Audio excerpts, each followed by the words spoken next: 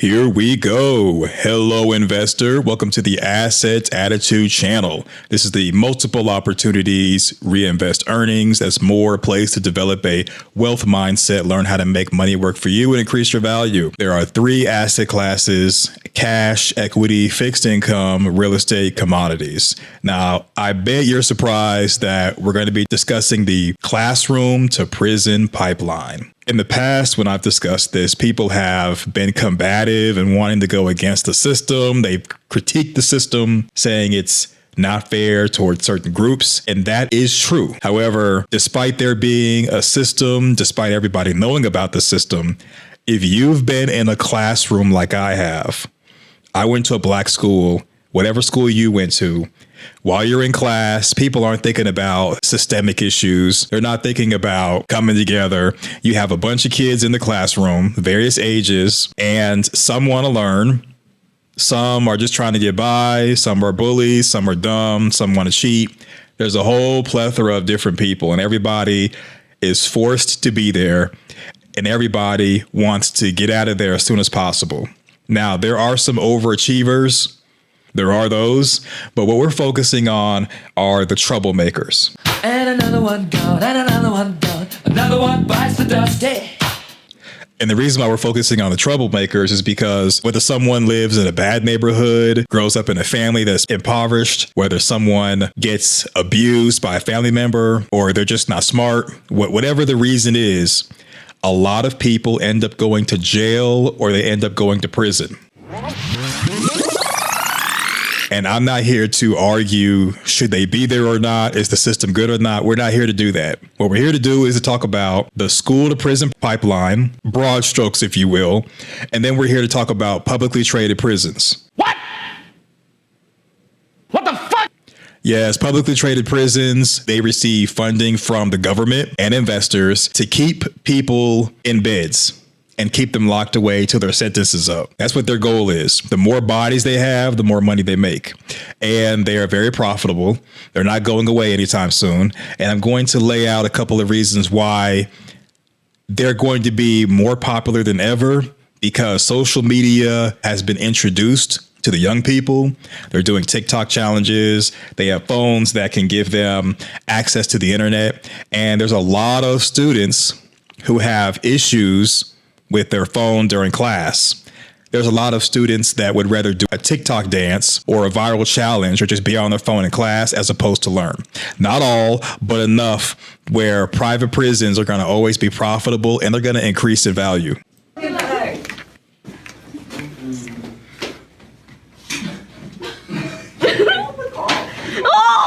Look at that. Look at that. Student walks up. Teacher was doing something. The student hit the teacher. All the other students are going to either record it or sit around watching it and laugh. No one's going to get up and help intervene. And teachers, like the teachers I grew up with, they're overweight. They're old. They're out of shape. They got problems. They're not equipped or trained to deal with a lot of these savages that are in classrooms these days. You're right. Have you touched me?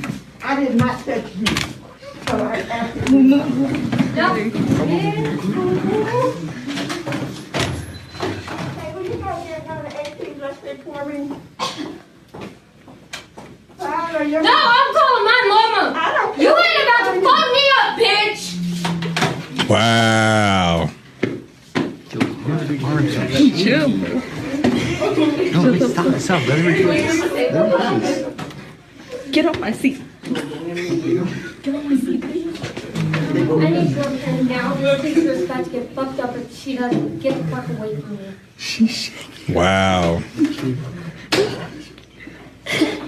You want to talk to her because she's black and she's thick and she's... Wow. So the student not only is threatening, not only is disruptive, but also racist. And a lot of students are like that. There are like thousands of videos being recorded where students are doing the most against teachers. They're being suspended. A lot of them get slaps on the wrist. Some get expelled. Some get suspended, whatever. The point is that someone like this, not necessarily her, But someone like this more than likely is going to end up in jail or prison at least once in their lifetime. And some people would say, well, they should be intervening. She has a behavioral issue. Yeah, people should be intervening. They should be trying to save her, turn her around, this and that.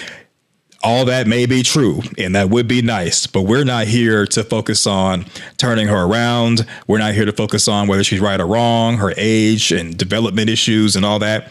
We're here to basically point out that these young people exist. They're going to do what they want to do for whatever reason, and they may end up in prison or in jail, and we could profit off of it. So parents were outraged after first graders allegedly forced 6-year-old girl to perform relation acts during class and then recorded it on a school's iPad. Hey, how your daddy doing? He good, man. What's up? Where he been? Girl, you know, all over the place. He still with your mama? Yeah, that ain't gonna never change. Sit back. You know this one of y'all's. What? Excuse me? You said what? No, sit back. I ain't gonna say it again. Tell your mama that. Tell your mama that. People are making babies out of wedlock, barely raising them. Everybody's dysfunctional. Even educated people in all walks of life, we're having issues with our relationships. It's a mess. It's a mess out here. And with it being a mess, people are continuing to procreate and pump kids into society. And those kids are ill-equipped. They have behavioral problems. They're poor. They're susceptible to crime. And because of lack of parenting, the kids are going to grow up and they're going to end up in someone's jail or prison. Is it manipulative for me to say to you, listen, I would like you to provide for me financially so I can provide for you in other ways. Please take that stress and burden off of me to not have to go out there and think of how a roof is going to be over my head. I just need that from you. And everything else you need, I got you. That's manipulation.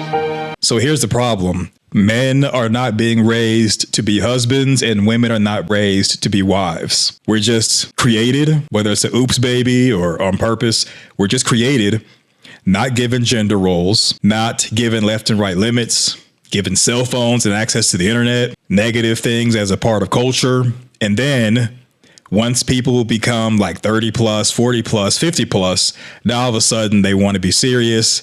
They want to date. They want to have a family. They want to have all things that should have been arranged for them or at least set up and structured by their parents. So now you got people struggling and a lot of women, not picking on the ladies, but a lot of women, they want to be taken care of. They want to be provided for. They want to be retired, but they're combative, have anger issues. They have attitude issues and they have debt. And with both men and women having these issues as adults, 30, 40, 50 plus, it all comes from their childhood. And a lot of people, you can't just tell by looking at them, but a lot of people, both men and women, they're growing up and going into prison and jail because parents aren't raising them properly. People aren't making sound decisions, and at least once in a lifetime, someone's going to end up in jail or prison. You might say, well, we should be doing things to change the system. We should make things better. We should do this. We should do that. That's someone else's job. What we're focusing on is the fact that we can invest in the places that a lot of these people are going to be going and profit off of it. There's always going to be a need to lock people up. Emotional damage. While other people are trying to change the system, they're trying to save the world, we're just here to make dollars. It takes a real man to help me with my kids. Are you a real man? All of them are matching. They look good. Unfortunately, whenever a woman has a child, it's very difficult for her to meet someone who actually wants to join families with her and even provide, or even go 50-50. And when they start to have 2, 3, 4 children, With different fathers, it gets even tougher. They'll have to raise all their kids before they can even start dating again and be taken serious. However, even when all the children are 18 plus and they move out the house, a lot of mothers who used to be single mothers, they spend majority of their later years having to work and give their income to their children because the children are ill-equipped to be able to take care of themselves, ill-equipped to survive, and the mother re-raising adults. She's taking care of adults into adulthood, and because people are uneducated or undereducated, they don't have marketable skills because they're taking on debt, because they have behavioral issues, emotional issues. And on top of that, there's not an actual path laid out for them to be successful and compete with their peers. A lot of them are going to turn to crime to make ends meet. Bruh. And with them turning to crime, they're going to end up in someone's jail or prison. Fathers in the home. And what you just saw is an example of the issues that comes from that. We're not here to judge. We're just saying that a lot of absentee fathers not in the home, a lack of a male presence in the community. Boys are going one way like you just saw, or they're going the other way where they're joining someone's gang. The heck? First day, I had 25 students. By day 2, I had 19 because 6 parents switched out of the class because they saw me and they were like, there's no freaking way, before I even got a word in. Do I think that it is okay for a parent to see me and go, not around my kid? No, I don't think that's okay. I feel like that's really crossing the line. It's still the right of the parent to make that decision as to whether or not they want their child to learn from you. Okay. Like, it's still that parent's right. Like, you can disagree with their motivations, their motives, their ideas, but it's still their child. There is a message, there is an agenda, there is a communication. So why'd you breaking up with me? Look at your son, Why? man. Look, man. Why? Okay, so you gonna break up with me because of my son? I was trying to teach him right from wrong. Look at man, give me this gun, dog. Nigga, no. What you mean? What you say? I said, nigga, no. That's what. So you gonna break up with me because of my child? He's just a child. He's bad, dog. He just need a little guidance, man. Hey, like, don't. That's a petty reason to break up with somebody. I ain't gonna lie. How? Oh, wow. Over a 10-year-old? Your kid is Over a 10-year-old. Where's that? Over a 10-year-old.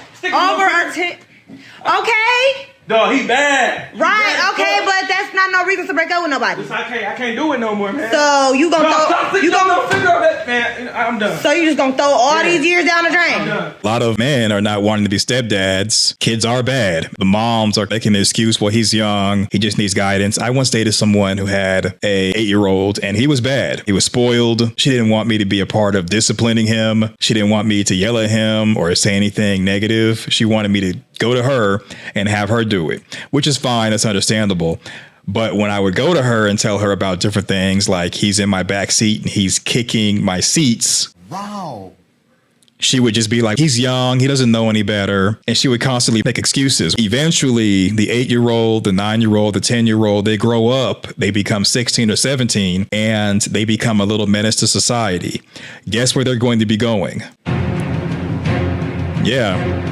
Guess where they're going to be going eventually. And she's going to be like, I don't understand. He's a good kid. Any man you talk to who used to date her would be like, no, he's a bad kid. When you ask where the dad's at, the dad is making more babies. So these people who are low income, low educated, undereducated, uneducated, that are, let's just say, passive when it comes to parenting, they are procreating faster than people who are intelligent are procreating. And eventually he's just a kid. He doesn't know any better. He's young. He needs this. He needs that. And no one's trying to stick around and deal with that mess.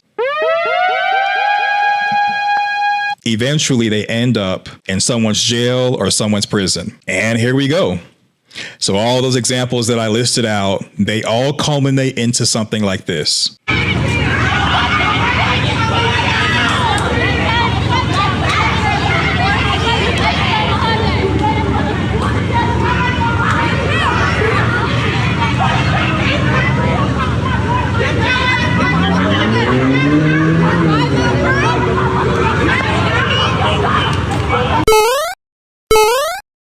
I don't know if it was an accident or a high-speed chase. A vehicle was damaged. Cop was trying to arrest a woman and she started fighting him. Guess where she's going to end up? And another one gone, and another one gone. Another one bites the dust. Hey. Now, we're not here to make fun of anybody or point fingers or point out the fact that these are a small minority of people or that these examples are few and far between. We're not here to do all that. What we're here to do is to discuss that this stuff happens, and it happens a lot, and it's increasing. And what your role is in this, investor, is the idea that there is money to be made. So we have 6 publicly traded prisons, 6 of them. There's Corecivic Incorporated, Geo Group Incorporated, Cadre Holdings Incorporated, Federal Signal Corp, Cohu Incorporated, and SoundThinking Incorporated. So there's not like a one better than the other. They all have different institutions that they're over. I would invest in all 6 because there's not like a better or worse. It depends on where someone's located when they get sentenced, what public prison they go to. Also, there's other factors such as, do they provide more services than just simply maintaining publicly traded prisons? There's a whole host of different things. But looking at the numbers, the barrier to entry or the stock price for Corecivic, it's been declining for the last 5 years, which means not a lot of people are investing in it. However, it's still profitable. The stock price is just to own it or own a share of the company. But once you own a share of the company, then it starts to generate revenue and pay out dividends. You can reinvest those dividends or you can pocket it. Most of these publicly traded prisons, they pay out dividends every quarter, which is every 3 months. Then you got the Geo Group Incorporated, just looking at it for 5 years. They've been in decline as well. A steady rise and fall over the last 5 years for Cadre Holdings Incorporated. There's been an increase for Federal Signal Corp, somewhat of a steady stagger for Cohu Incorporated, and also a steady up and down for SoundThinking Incorporated. I don't really have a deep analysis of this except for what I've showed you before and the fact that people are just messed up, man. Got him! Got him! But if you're looking to balance out your portfolio and to invest in something you didn't think about, I think publicly traded prisons is the way to go. So what do you think? Let me know in the comment section your thoughts. Thumbs up the video, share your social media, subscribe, click the notification bell. I'll see you in the next video. Go forth, do great things, and I'm out. Peace.